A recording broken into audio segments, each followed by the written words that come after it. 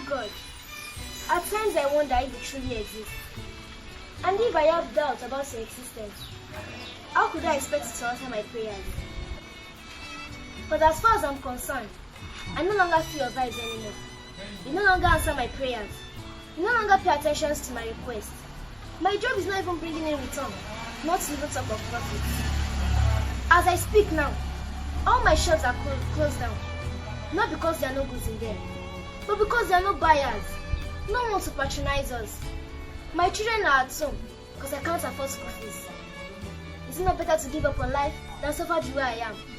I feel totally down and I feel so helpless. What do I do now? I'll never be confused all the days of my life. This is no longer fun. Sometimes in your life, when you feel like you should always be reminded that God loves you and He wants you to live your life to the full. God's plan is to prosper you and not to harm you. If you are struggling with trials and challenges of life, don't ever give up. There are better things yet to come. Put your trust in God. And who says I've not trusted Him?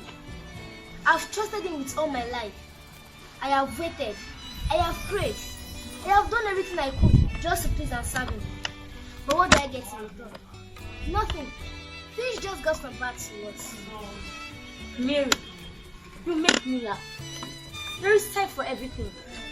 Time to pray, time to wait, time to give it all up to God.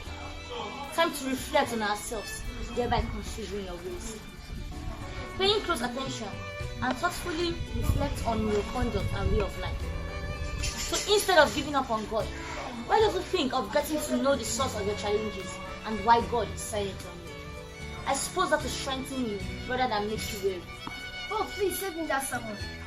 Of course I'm aware that many are the afflictions of the righteous, but He has promised to save them from all.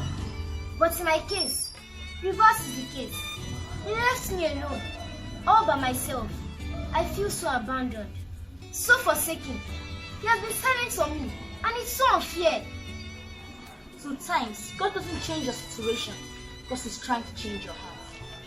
There's always a reason for your pains, a purpose for your challenges, an advantage for your struggles, and a gift for your faithfulness. Woman, I don't seem to be ready for your poetries and parables. I've heard enough of that, and I'm extremely tired of that. I have enough worries to take care of. Worrying about something you cannot change will forever be the biggest waste of your time. When you are no longer able to change your situation, then you are challenged to change yourself.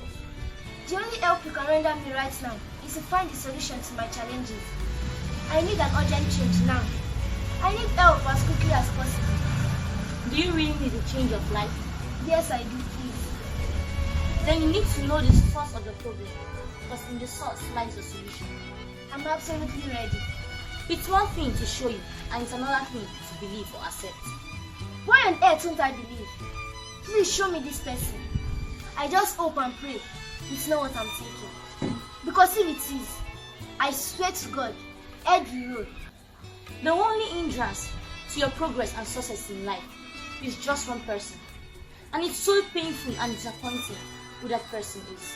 But it's what it is. Please, I beg of you, show me this person. Okay, look, that's her.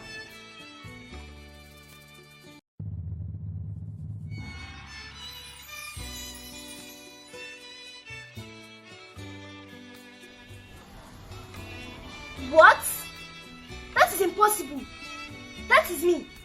How is that even possible? How? Yes, exactly what you've seen.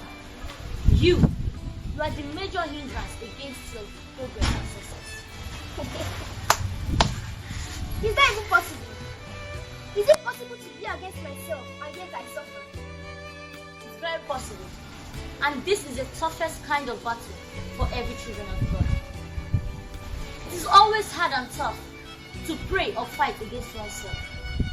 You cannot win against self-induced or self-inflicted challenges. The truth is, the problem of self-inflicted challenges is as old as warfare itself. It is the Christians that play with their lives. While Satan, the devil, is serious about his job, to steal, to kill, and to destroy. Ma'am, I don't seem to understand everything you are telling me. That person is not me. No, she's not. If that person was me, she will not be happy when I am sad. I sincerely doubt it. Wow, I'm absolutely impressed. That's very sensitive of you. What you have seen represents your flesh. The flesh is always happy as long as it gets what it wants. The flesh seeks after lust and sin, and that is the major objective of the flesh. But most Christians live by the flesh, and that is the genesis of their problems. And you are not an exception. No ways. I totally disagree. I am a Christian, a born-again Christian, tongue speaking, full of the Holy Ghost, firebrand, and an ardent soul winner for Christ. I do not walk in the flesh. I am aware that they who are in the flesh cannot please God, according to Romans 8 verse 8. Now the work of the flesh are evident: sexual immorality, impurity, idolatry, sorcery, sensuality, enmity, strife, jealousy, anger, rivalries, dissension, division, envy, drunkenness, orgies, and so on. Things like this will not make you enjoy the life that God has planned for you. Mary, you still drink and get drunk. You still have anger residing inside of you. That makes you bitter against your fellow brethren. You still keep malice and you call yourself a born-again Christian. Your shop that is locked down, you are the one that killed that business with your confession. How? How did I kill my business with my confession? I speak positive every day I get to the shop. I'm careful enough not to speak negative words at all. Indeed. Good morning, ma. Good morning. My mom said I should give you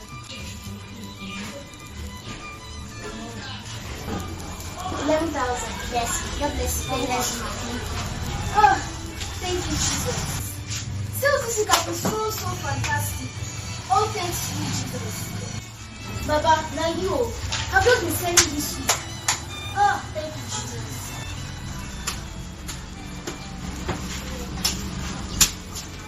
Morning, Sister Mary. Honey. I've been calling your number, but you're not picking. Is everything okay? Yes, so I saw your calls, but I didn't know what to say. I've not sold anything since last week. So you've not sold anything since last week? I swear to God. God is my weakness. Don't you believe me? I believe you. It's all my sister. Let me start going. Please bear with me then. Or can I just see 200 naira to it? I'm hungry like this. I've not sold anything since morning. I could have even given you a drink. Please, I beg you this. Okay, thank you. Thank you. Oh my goodness.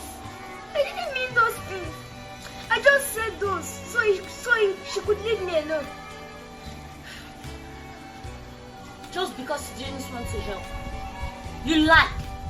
You swore in God's name and prophesied negativity on your business. Oh my God. Have mercy on me. How much is 200 naira compared to over 100,000 you had that specific day? That dryness that you confessed that day is what you are getting now. You brought this upon yourself, sis. Besides, you are not faithful in your tithe paying, and that's why things are tight for you. You pay 100 naira as offering every Sunday. For in a month, 400 naira. 4,800 naira in a year. Your offering to God in a year is 4,800 naira. Meanwhile, your internet subscription is 5,000 naira per month. Mary, can you say you shot yourself in the leg? Oh my God. Have mercy on me. Have mercy on me. Forgive me. Forgive you? Have mercy on you? What you need is not forgiveness, but a change of heart. If my people that are called by my name shall humble themselves and turn from their wicked ways, seek my face and pray, I will heal their land. God cannot forgive what you brought upon yourself. These are what you need to do. Be slow to anger. Stop getting bitter at people. Practice love. Help your neighbors and render assistance to those you can. Pay your tithes. Upgrade your offerings. You cannot outgive God, and you cannot lack forgiving God. Speak positive at all times. Learn to say the truth about your financial status. Just because you didn't want to give to someone doesn't mean you tell them you don't have at all. Tell them you cannot afford to give at that moment. Consider your ways. Change your heart and call on God. Then watch how your life will turn around for you. Be wise to know what you are doing. You are blessed.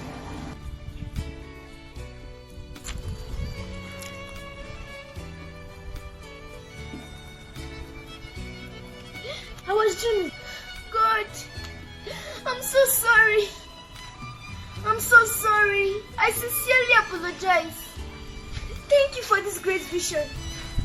Once have you spoken to me, twice have I heard. I will do the needful. I will change my ways of life. I will live my life for you.